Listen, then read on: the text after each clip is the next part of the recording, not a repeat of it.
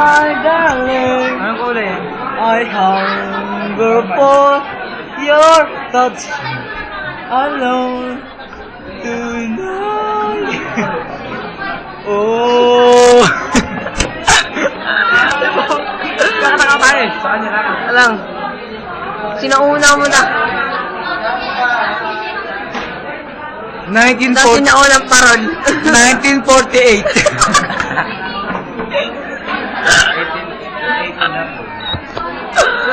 Sinaunang paron lang mo na. Sinaunang paron. Sa kanya pagkakanta.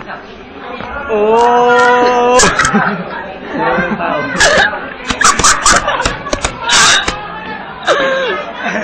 Dapa. Oh, ayun ka ba tayo? Oh, my love, my darling, I hunger for your touch. Sinaunang piso. Sinaunang piso.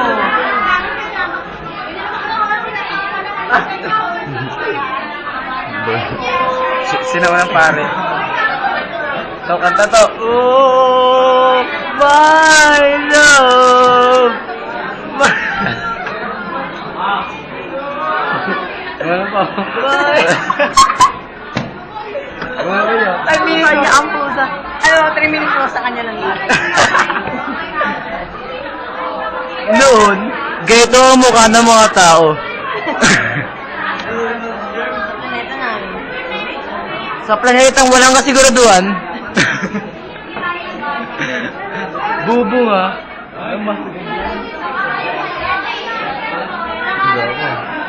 Steady ko na sa kanya. Ayun. Ay, ang mga sinaunang dalagang Pilipina. Ang mga sinaunang dalagang Pilipina. Si Chris Aquino, nung bata pa siya. Chris! Chris Aquino! Kakay mo si Noyna eh. Noon. Inom parang kulay ka. Ayan, kumakanta sa simbahan. Ayan ang sinaunang choir. Ito ang pinakagwapo.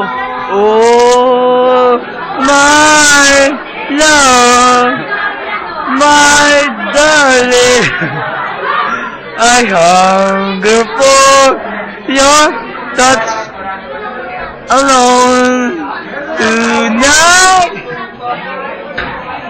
Hey, your touch.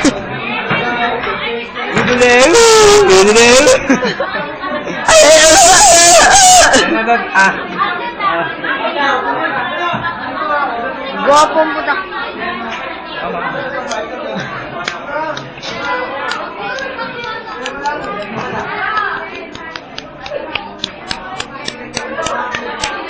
Dati walang takot siyang tumubok.